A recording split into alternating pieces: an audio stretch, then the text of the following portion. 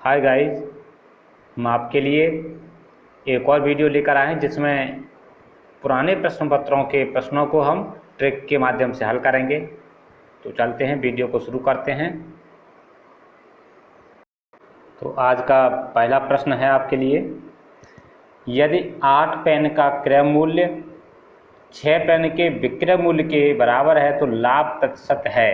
तो दोस्तों आप यहाँ देखिए, 8 पेन का क्रय मूल्य 6 पेन के विक्रय मूल्य के बराबर है। यानी कि हम 8 पेन खरीदते हैं, उसमें से 6 पेन बेच दें तो हमारे पैसे वसूल हो जाते हैं, 2 पेन बचते हैं वो हमारे लाभ के लिए बचते हैं। तो लाभ प्रतिशत पूछा है उन्होंने। तो आप तो पहले ट्रिक समझ लीजिए। इसकी ट्रिक क्या है, अगर मान लीजिए इसे m मान लिया जाए और इसे n मान लिया जाए, तो इस प्रश्न को हल करने के लिए आपको जो है वो फॉर्मूला लगाना है, m माइनस n बट्टे n गुणा 100। ये इसका है ट्रिक। या अपने आप इसमें मान लगा देंगे, 8 यहाँ लगाएंगे और 6 इस जगह लगाएंगे। तो 8 माइनस 6, m माइनस n का मतलब 2 आ गया। इस 2 को समझाने का मेरा थोड़ा एक प्रयास रहेगा कि आप समझ में आ जाए आपके, जिससे कि आप इस प्रश्न को अच्छे से समझ लें। देखिए, 8 पेन खरीदे आपने और 6 पेन बेच दिए। अब जब 6 पेन बेच दिया आपने तो आपके पास 2 पेन बचेंगे, और इन्होंने कहा 6 पेन का विक्रय मूल्य के बराबर है क्या, क्रय मूल्य। यानी जितने रुपए में आपने खरीदा उतने रुपए आपको मिल गए। कितने पेन के द्वारा, 6 पेन के द्वारा। अब आपके पास 2 पेन बचे, 2 पेन कितने रुपए में बेचेंगे उसका आप निकालेंगे लाभ परसेंट।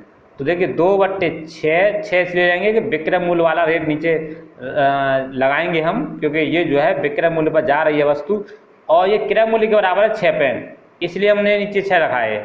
ठीक है, क्योंकि एक बात फिर से समझ लीजिए, यहाँ हमारे 2 पेन का लाभ हुआ तो 2 पेन ऊपर आ गए। हमेशा जो लाभ परसेंट निकाला जाता है वो नीचे क्रय मूल्य पर निकाला जाता है। तो 6 पेन का विक्रय मूल्य बराबर है क्रय मूल्य के, इसलिए हमने क्रय मूल्य नीचे लिखा, तो 6 पेन लिख देंगे और गुणा 100 कर देंगे, इसे हल कर लेंगे। वही फॉर्मूला है जिसे मैंने अभी पिछले आपको बताया, 8 माइनस 6 बटे 6 गुणा 100। इसको हल करेंगे तो ये संख्या आपको मिल जाएगी। 2 से काट देंगे 3 बार।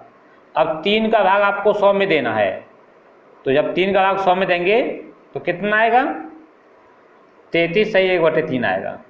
आशा करता हूँ समझ में आ गया होगा। चलते हैं अगले प्रश्न की ओर। आपके लिए दूसरा प्रश्न है, यदि किसी गोले की त्रिज्या में 50% की वृद्धि कर दी जाए तो इसके क्षेत्रफल में कितने प्रतिशत की वृद्धि होगी। तो मित्रों आपके लिए मैं एक जानकारी दे दूं, इस प्रकार के प्रश्न आ जाएं, चाहे वह आपको ये गोला दे रखा हो, चाहे आपको वो घन दे दे, चाहे वर्ग दे दे, चाहे वृत्त दे दे,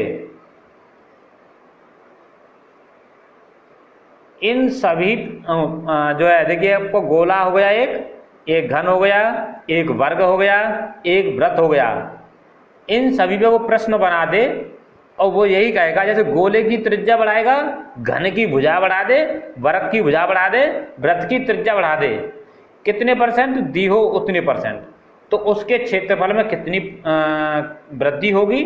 उसके लिए मैं आपको फॉर्मूला बताऊंगा। उसके लिए फॉर्मूला है 2a प्लस a² बटे 100। ये इसका फॉर्मूला है, जहां जो परसेंटेज रखी है वो a की वैल्यू होगी। समझ में आ गया होगा। जैसे ये प्रश्न उन्होंने दिया है, यदि किसी गोले की त्रिज्या में 50% की वृद्धि करने पर, यानी a का मान 50 हो गया, यहाँ 50 रखेंगे तो 2 गुणा 50 होता आपका 100। अब यहाँ रखेंगे 50 का वर्ग, 50 का वर्ग करेंगे, या फिर ऐसा कर लीजिए 50 गुणा 50 बटे 100। तो देखिए ये 0 इससे कट गया, ये वाला 0 इससे कट गया, ये 25 हो गए और 100 ये रहे, 25 और 100 125 हो गया। ऑप्शन नंबर 1 सही हो जाएगा आपके लिए। ठीक है, तो इसे समझने के लिए एक बार फिर से मैं आपको बता दूं कि यहाँ गोले के लिए बोला है, अगर आपसे वो बोल दे वृत्त की त्रिज्या में 50% की वृद्धि की जाए, उस समय भी इसका यही फॉर्मूला लगेगा। कौन सा? 2a, ए की जगह पे लगाएंगे 50 प्लस ए स्क्वायर यानी 50 का स्क्वायर बट्टे 100। इसे हल कर लेंगे, 0 से 0 काट देंगे और ये 25 बचेगा और ये 50 दूनी 100 प्लस 25, हल कर लेंगे 125। ये आपका हो गया। इसी प्रकार से इस प्रश्न पे गोले की जगह वृत्त हो गया, वृत्त की जगह चाहे वो घन दे दे चाहे वो वर्ग दे दे, इन सभी पे आपको एक ही ट्रिक लगाना है जो कि मैंने आपको बता दिया, नोट कर लीजिए। 2a प्लस ए स्क्वायर बटे 100, इतने परसेंट की वृद्धि हो जाएगी। अगर यहाँ वृद्धि की जगह कमी की बात करें तो आपको परेशान होने की जरूरत नहीं है, केवल आप a को माइनस में ले लीजिए, जिस तरह से माइनस की 2a प्लस a माइनस का लेंगे, यहाँ ऊपर कर देंगे स्क्वायर बट्टे 100। अगर कमी की बात कहें तो क्योंकि इसका वर्ग ऊपर से हो रहा है इसलिए ये तो प्लस का ही रहेगा, इसलिए आप यहाँ कुछ अंतर ना करें, केवल यहाँ माइनस लग जाएगा और सॉल्यूशन करके निकाल लेंगे और जो आंसर आएगा वो माइनस में आएगा, वो दिखाएगा कि इतने परसेंट कमी हो जाएगी क्षेत्रफल में। चलते हैं अगले प्रश्न की ओर। देखिए ये जो प्रश्न दिया गया है आपको, उसमें कहा है x का मान कम से कम 0 हो सकता है, अधिक से अधिक इसका 5 हो सकता है। y की वैल्यू कम से कम 5 अथवा 5 से लेकर 10 तक अधिकतम हो सकता है y की वैल्यू। इतना समझ में आ गया होगा। x का कम से कम मान 0, अधिक से अधिक 5, y की वैल्यू कम से कम 5, y की वैल्यू अधिक से अधिक 10 ले सकते हैं। अब आपको ये बताना है कि x बटे y का अधिकतम मान कितना हुआ। अब यहाँ समझने वाली बात यह है कि x बटे y जो है इसका अधिकतम मान निकालने के लिए हमें नीचे छोटी से छोटी संख्या रखनी पड़ेगी, ऊपर बड़ी से बड़ी, तब ये संख्या का मान अधिक से अधिक आएगा। तो आप समझिए x का मान अधिक से अधिक क्या हो सकता है, x का मान अधिक से अधिक 5 हो सकता है, तो 5 आपने ऊपर रख लिया बट्टे y का मतलब कम से कम संख्या कितना है, y का मान 10 तक हो सकता है, 5 हो सकता है या 5 से बड़ा, और या 10 हो सकता है या 10 से छोटा, यानी 5 और 10 के बीच में कोई भी मान हो सकता है, या 5 और 10 भी हो सकता है। तो आप इसमें सबसे छोटा मान क्या लेंगे, 5 है इसका, तो ये 5 से 5 कट जाएगा और आंसर आ जाएगा 1, ऑप्शन नंबर 1 सही हो जाएगा।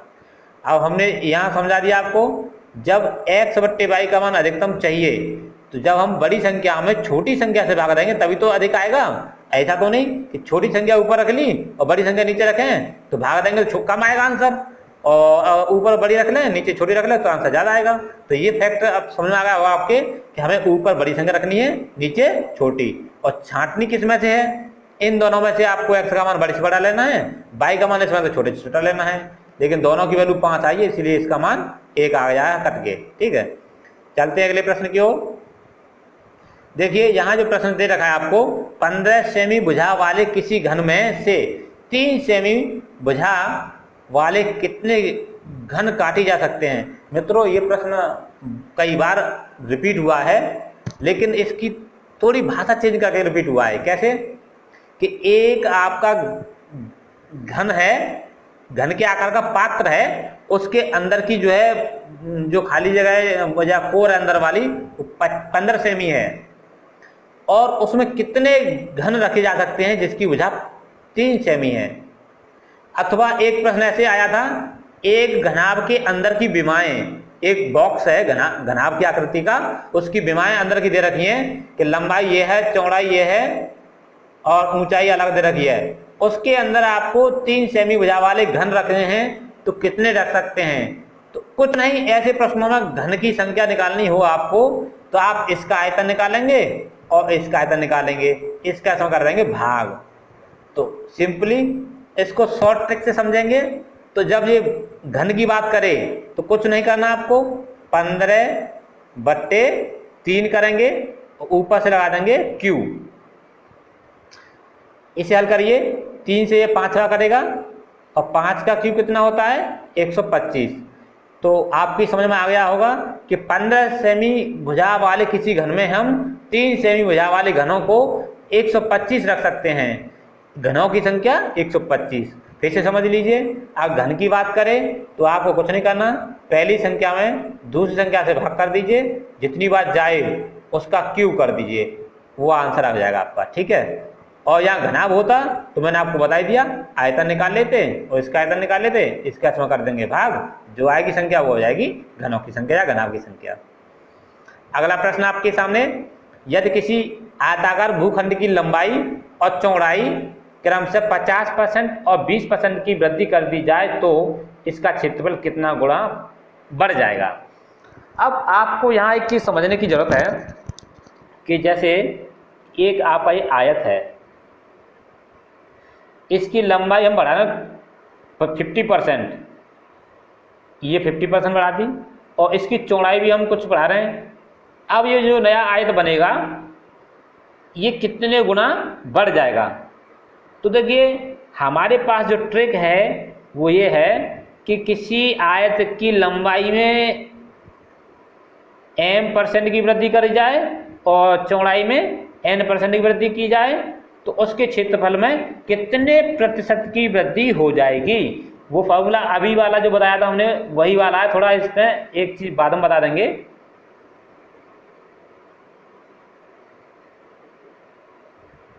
ये है ट्रिक, ठीक है। अब यहां आपको समझना क्या है कि जो हमने वृत्त के लिए, वर्ग के लिए, घन के लिए और गोला के लिए बताया था ना ट्रिक, वो हमने क्या बताया था आपको, 2a + a² बटे 100। अब मुझे ये बताइए, ये आपका है आयत, इसकी लंबाई और चौड़ाई जो होती है वो अलग होती है। अगर ये एक वर्ग बना दिया जाए तो ये दोनों संख्या बराबर हो जाएंगी, m और n, वो हमने दोनों बराबर हो जाती है तो इसे हम a मान लेते हैं। तो a और a देखो 2a हो जाता है और a गुणा a² हो जाता है। ट्रिक वही है, लेकिन यहाँ थोड़ा इसे हमने उसी रूप में दिया है जिसका जो मूल रूप है। तो सबसे पहले हम इसका निकालते हैं, जैसे हमने अभी बताया था आपको m + n + m गुणा n बटे 100। इसमें मान लगाइए, ये तो आपका m है, ये n है, तो लगाएं कि कितना आएगा इसका आंसर। तो 50 + 20 + 50, छोटा पड़ जाएगा थोड़ा, मैं यही द्वारा से लिख देता हूँ, ठीक है। 50 + 20 + 50 गुणा 20 बट्टे 100। ये m + n + m गुणा n, तो ये हो गया आपका, ठीक है। 0 से 0 काट दीजिए, 0 से 0 काट दीजिए, 5 दूनी हो जाएगा 10, और 20 और 50 70, 70 और 10 80, ये आपका 80% बढ़ गया। अब इसकी जो लंबाई बढ़ेगी 80% बढ़ रही है, तो इसका मतलब वो खुद का 180% हो जाएगा। बात समझ में आ गई होगी, क्योंकि 100% तो पहले से ही था, 80% की वृद्धि और हो गई, टोटल कितना हुआ 180%। अब परसेंट को जब हटाते हैं तो नीचे 100 लगा देते हैं, ये आपको पता ही होगा। 0 से 0 काट दीजिए, अब 2 से काटिए 5 बार और 2 से काटिए 9 बार, आपका ये आया 9/5। तो 9/5 आया, इसको आप हल करेंगे, किस तरह से करेंगे, 5 का भाग 9 में देंगे तो 1 बार जाएगा, शेषफल बचा 4/5। एक सही 4/5 जहाँ भी होगा तो उसका आंसर होगा। देखो आपको समझाने में थोड़ा मुझे समय तो लगता है, लेकिन आप ये ना समझे ट्रिक थोड़ा बड़ा है, बड़ा कुछ नहीं है। अगर आप सिंपली इसे हल करेंगे तो देखिए ज़्यादा समय नहीं लगेगा आपको हल करने में। 50 गुणा 20/100, 0 से 0 काट दीजिए और ये हो जाएगा आपका 50 और 20 70 10 80, 80 हो गया और 80% की वृद्धि हो रही है तो टोटल 180 हो जाएगा, बट्टे 100 कर देंगे परसेंट हराने के लिए इस वाली को, तो 0 से 0 कट गया। अब जो बचा 2 से 5 बार और 2 से 9 बार, 9/5 को जब हल करते हैं तो 5 एकम 5 और 4 बचा आपका शेषफल और नीचे 5, इस तरह से हल कर लेंगे, ज़्यादा समय नहीं लगेगा, ट्रिक सही है आपके लिए। चलते हैं अगले प्रश्न की ओर। देखिए ये भी प्रश्न बहुत अच्छा है, इस पे भी प्रश्न कई बार रिपीट किया गया है, लेकिन कहीं आंकड़े अलग हैं, लेकिन है इसी मेथड पे ही।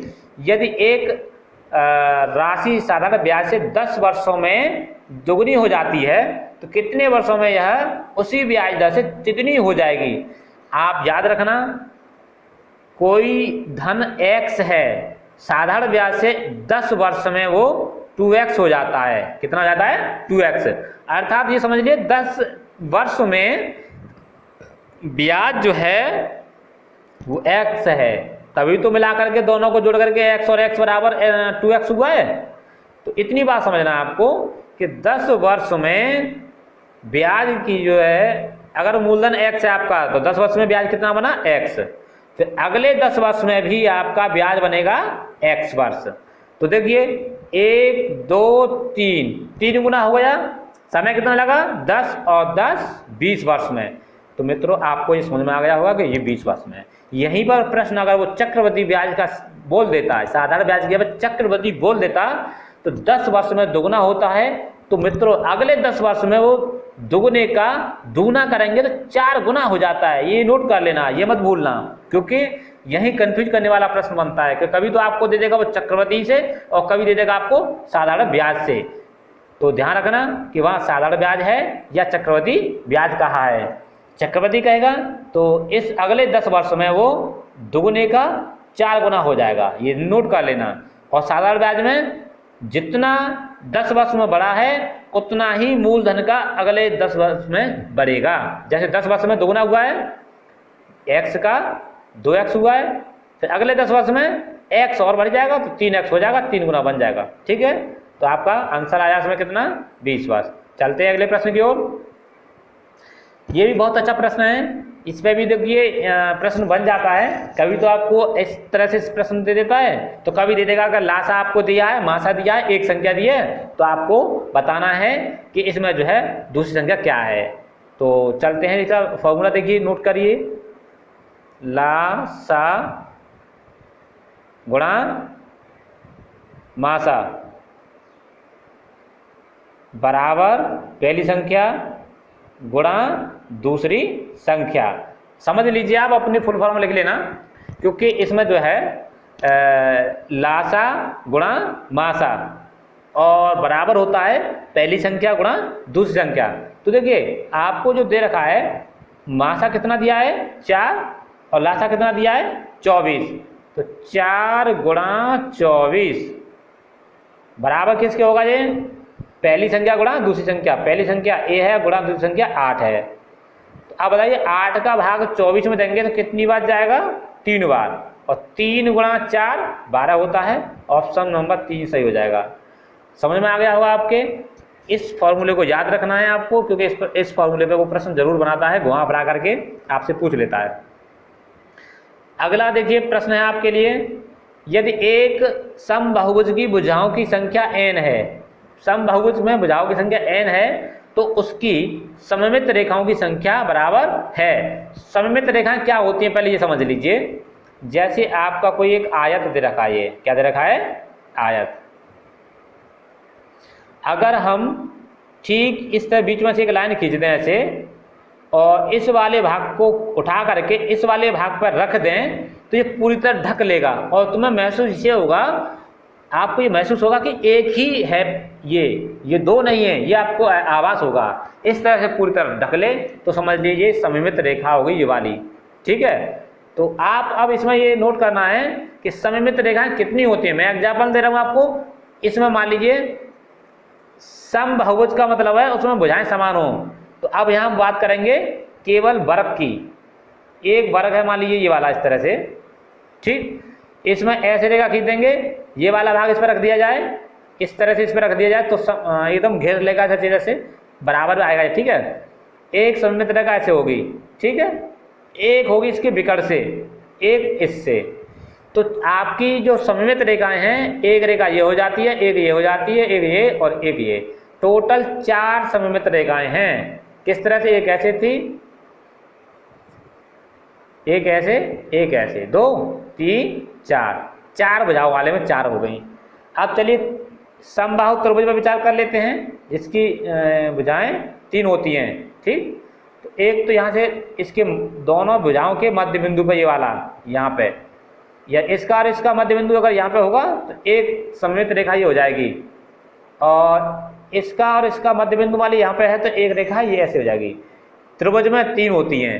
अब आपको समझ में आ गया होगा कि जितनी भुजाएं उतनी सममित रेखाएं होती हैं, तो आपका ऑप्शन 4 सही हो जाता है। ठीक है, कि जहां भी आपसे पूछ ले कि समबाहुभुज की भुजाओं की संख्या n है तो सममित रेखाओं की संख्या ज्ञात कीजिए, तो आप फटाफट से लगा देंगे n। समझ में आ गया होगा, अच्छे से रट लेना से। अगले प्रश्न की ओर चलते हैं। देखिए ये प्रश्न आपको निर्देशांक ज्यामिति से यानी कि आपका रेखागणित से है। इसमें जो है आपको एंगल बताना है, तो बहुत अच्छा प्रश्न है। तो इसे समझने के लिए देखिए आपको इस डायग्राम में देखो ये कहा है ए बी और ए सी बराबर है, यानी ये भुजा और ये भुजा बराबर है। तो आपको एक बार बता दूं, एक त्रिभुज इस तरह से मान लीजिए कोई हम लेते हैं, अगर इसमें 2 भुजा बराबर हो तो एक ये और एक ये, तो ये कोण और ये कोण दोनों बराबर होते हैं। तो इसी प्रकार से आप यहाँ समझ लीजिए कि जब ए बी और ए सी भुजाएं बराबर हैं ये दोनों, तो इसके सामने का कोण कौन सा पड़ेगा? ये वाला। इस भुजा के सामने का कोण पड़ेगा ये वाला, तो ये दोनों बराबर होंगे। अब मुझे ये बताइए, हम x मान लें से, पहले तो ये बताइए ये कितने का है? 105 का। कितने का है? 105 का। तो पूरा 180 का बनता है कोण, तो इधर कितने का बचा ये अंदर वाला? बताइए, ये बचेगा आपका 75 अंश का। कितने का? 75 अंश का।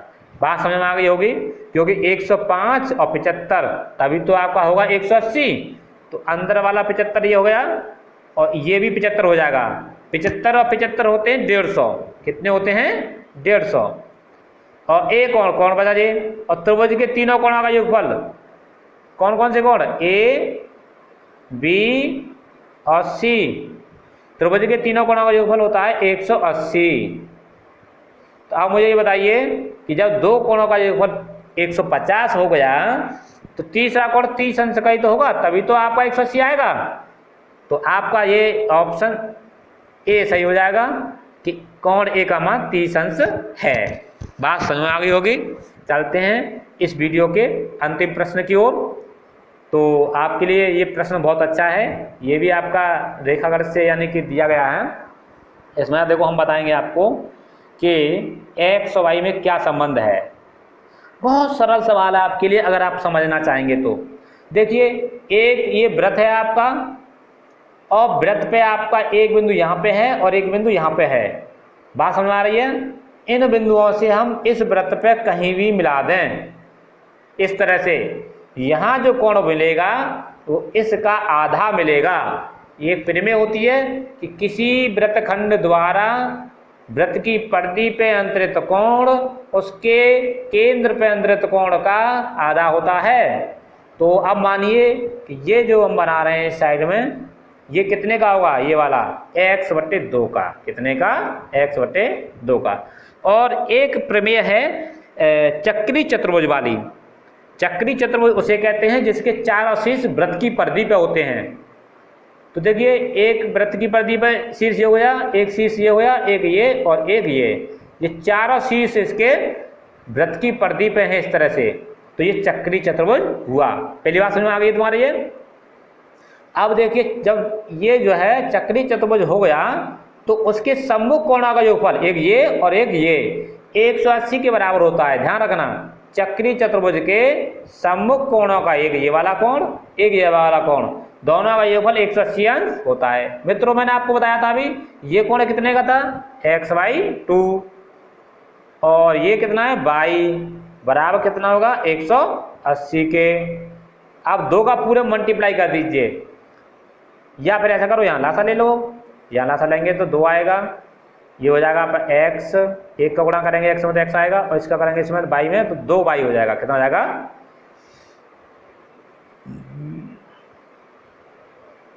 अब देखिए बराबर 180। अब इसका कैची गुणा कर दें, यानी इसका इसमें और इसका इसमें, तो कितना आएगा? देखिए इसमें कहीं दिया है x plus 2y,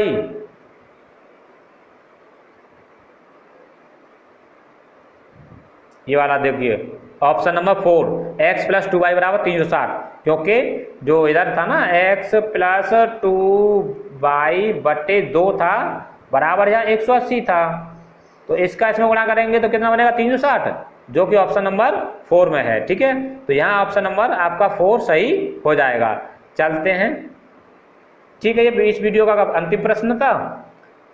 thank you for watching this video.